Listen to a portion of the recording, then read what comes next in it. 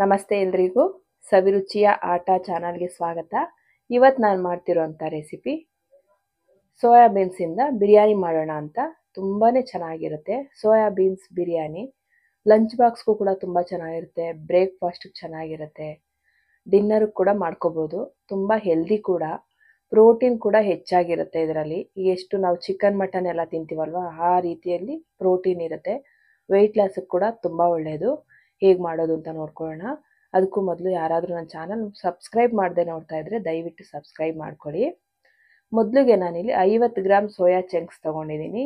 ಇದನ್ನು ಒಂದು 2 ಗಂಟೆಗಳ ಕಾಲ ನೀರಲ್ಲಿ ನೆನೆಸಿ ತೊಳೆದು ನೀರನ್ನೆಲ್ಲ ನೀಟಾಗಿ ಹಿಂಡ್ಬಿಟ್ಟು ಇಟ್ಕೊಂಡಿದ್ದೀನಿ. 50 ಗ್ರಾಮ್ ತೊಗೊಂಡಿದ್ದೀನಿ ಅಷ್ಟೇ ನಾನಿಲ್ಲಿ. ಇದನ್ನು ಒಂದು ಸೈಡ್ಗೆ ಇಟ್ಕೊಂಡು ಇವಾಗ ಒಂದು ಚಿಕ್ಕ ಮಿಕ್ಸಿ ಜಾರ್ ಇಟ್ಕೊಂಡಿದ್ದೀನಿ. ಮಿಕ್ಸಿ ಜಾರ್ಗೆ 1 ಗೆಡ್ಡೆ ಬೆಳ್ಳುಳ್ಳಿನ ಬಿಡಿಸಿ ಹಾಕ್ಕೊಂಡಿದ್ದೀನಿ. ಹಾಗೆ ನಾನು ಒಂದು 2 ಇಂಚಷ್ಟು ಶುಂಠಿ ಕೂಡ ಕಟ್ ಮಾಡಿ ಹಾಕ್ಕೊಂಡಿದ್ದೀನಿ. ಅದ್ರ ಜೊತೆಗೆ ನಾನು ಒಂದು 7ರಿಂದ 8 ಹಸಿಮೆಣಸಿನ್ಕಾಯಿ, ಇದು ಖಾರ ಇಲ್ಲ ಅದಕ್ಕೆ ಸ್ವಲ್ಪ ಜಾಸ್ತಿ ಹಾಕ್ಕೊಂಡಿದ್ದೀನಿ. ನೀವು ಖಾರಕ್ಕೆ ಎಷ್ಟು ಬೇಕೋ ಅಷ್ಟು ನೋಡಿಕೊಂಡು ಸೇರಿಸ್ಕೊಳ್ಳಿ. ಇವಾಗ ನಾನು ಇದ್ರ ಜೊತೆಗೆ ಸ್ವಲ್ಪ ಪುದೀನ ಕೂಡ ಸೇರಿಸ್ಕೊಂಡಿದ್ದೀನಿ.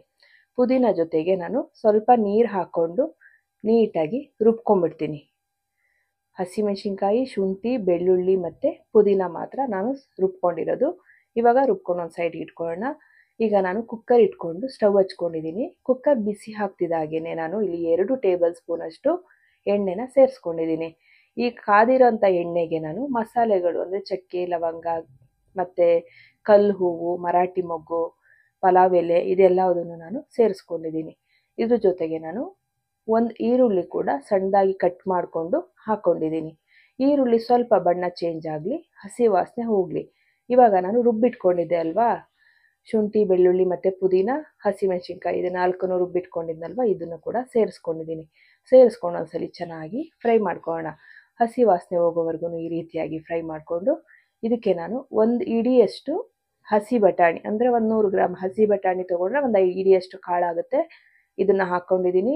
ಒಂದು ಅರ್ಧ ಕಪ್ಪಷ್ಟು ಚಿಕ್ಕ ಕಪ್ಪಲ್ಲಿ ಹುರುಳಿಕಾಯಿ ಕೂಡ ಕಟ್ ಮಾಡಿ ಹಾಕ್ಕೊಂಡಿದ್ದೀನಿ. ಒಂದು ಕ್ಯಾರೆಟನ್ನು ಕಟ್ ಮಾಡಿಕೊಂಡು ಸೇರಿಸ್ಕೊಂಡಿದ್ದೀನಿ. ಇದೆಲ್ಲದನ್ನು ಸ್ವಲ್ಪ ಹೊತ್ತು ಫ್ರೈ ಮಾಡ್ಕೊಳ್ಳೋಣ.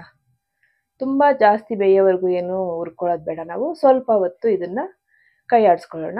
ಇವಾಗ ಇದ್ರ ಜೊತೆಗೆ ನಾನು ಸೋಯಾಬೀನ್ಸ್ ಏನು ನೆನೆಸಿ ಎತ್ತಿಟ್ಕೊಂಡಿದ್ದೆ ಅಲ್ವಾ, ಇದನ್ನು ಕೂಡ ಸೇರಿಸ್ಕೊಂಡಿದ್ದೀನಿ.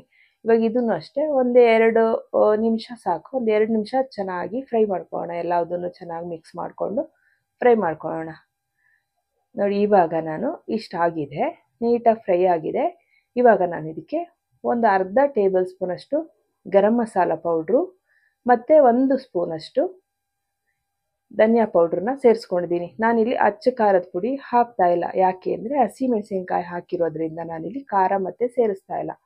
ಇದೆರಡನ್ನು ಹಾಕಾದ್ಮೇಲೆ ಬೇಕಂದರೆ ನೀವು ಸ್ವಲ್ಪ ಮೊಸರನ್ನ ಹಾಕೋಬೋದು. ನಾನಿಲ್ಲಿ ಮೊಸರು ಸೇರಿಸ್ತಾ ಇಲ್ಲ. 1 ಕಪ್ಪಷ್ಟು ಅಕ್ಕಿನ ತೊಳೆದು ಸೇರಿಸ್ಕೊಂಡಿದ್ದೀನಿ. 1 ಕಪ್ ಅಕ್ಕಿಗೆ 2 ಕಪ್ಪಿನಷ್ಟು ನೀರನ್ನು ನಾನು ಸೇರಿಸ್ಕೊತಾ ಇದ್ದೀನಿ.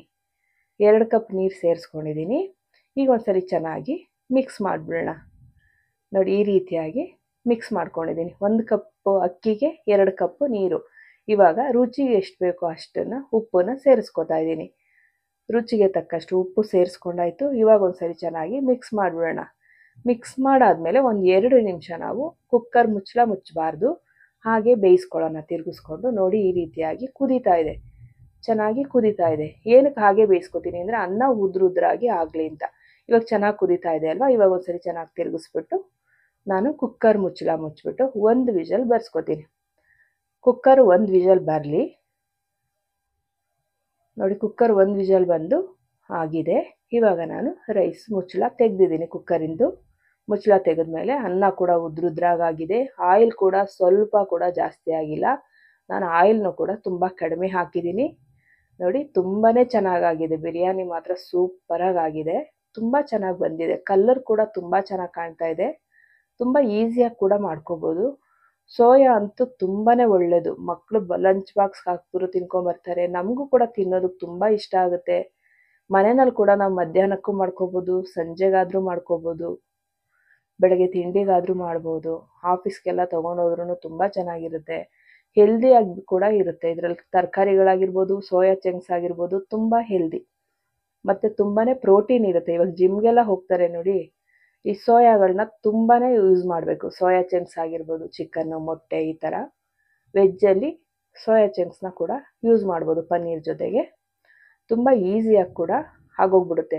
ಎಲ್ರಿಗೂ ಈ ರೆಸಿಪಿ ಮಾಡೋದಕ್ಕೆ ತುಂಬ ಇಷ್ಟ ಆಗುತ್ತೆ ಅಂತ ಅನ್ಕೋತೀನಿ. ಆ ಥರ ಅಂದ್ಕೊಂಡು ನಾನು ಇದನ್ನು ಮಾಡಿ ಹಾಕಿದ್ದೀನಿ. ಎಲ್ರಿಗೂ ಈ ರೆಸಿಪಿ ಇಷ್ಟ ಆಗಿದ್ದರೆ, ಈ ವಿಡಿಯೋ ಕೂಡ ಇಷ್ಟ ಆಗಿದ್ದರೆ ದಯವಿಟ್ಟು ನನ್ನ ಚಾನಲ್ನ ಸಬ್ಸ್ಕ್ರೈಬ್ ಮಾಡ್ಕೊಳ್ಳಿ, ಲೈಕ್ ಮಾಡಿ, ಶೇರ್ ಮಾಡಿ, ಕಮೆಂಟ್ ಮಾಡಿ. ನೆಕ್ಸ್ಟ್ ವಿಡಿಯೋದಲ್ಲಿ ಸಿಗ್ತೀನಿ. ದಯವಿಟ್ಟು ಇನ್ನೂ ಯಾರಾದರೂ ನನ್ನ ಚಾನಲ್ನ ಸಬ್ಸ್ಕ್ರೈಬ್ ಮಾಡಿಲ್ಲ ಅಂದರೆ ಸಬ್ಸ್ಕ್ರೈಬ್ ಮಾಡ್ಕೊಳ್ಳಿ. ಇನ್ನಷ್ಟು ವಿಡಿಯೋಗಳನ್ನ ನಾನು ಮಾಡಿ ಹಾಕೋದಕ್ಕೆ ಪ್ರೇರಣೆಗಳಂತ ಆಗುತ್ತೆ ನನಗೆ. ಆ ರೀತಿ ಅಂದ್ಕೊಂಡು ನಾನು ಈ ವಿಡಿಯೋಗಳನ್ನ ಹಾಕ್ತಾಯಿದ್ದೀನಿ. ದಯವಿಟ್ಟು ಸಬ್ಸ್ಕ್ರೈಬ್ ಮಾಡ್ಕೊಳ್ಳಿ, ಲೈಕ್ ಮಾಡಿ, ಶೇರ್ ಮಾಡಿ. ಇದ್ರ ಜೊತೆಗೆ 1 ಸ್ಪೂನ್ ತುಪ್ಪ ಕೂಡ ಹಾಕಿದ್ದೀನಿ ನಾನು ಲಂಚ್ ಬಾಕ್ಸ್ಗೆ. ತುಂಬಾ ರುಚಿಯಾಗಿದೆ.